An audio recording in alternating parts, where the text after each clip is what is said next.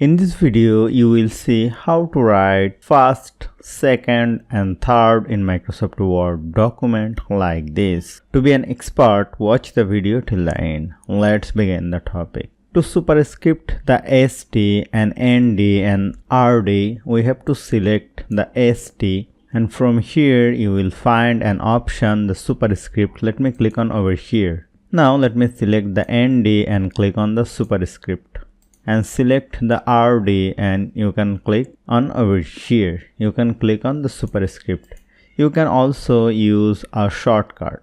Now if I want to use the shortcut key to make the ST superscript, now select the ST and from your keyboard press Ctrl Shift and plus sign, and here you will see the ST has been superscript. So hope you found this video helpful. If you like this video, please share this video with your friends and family and don't forget to subscribe. Thank you.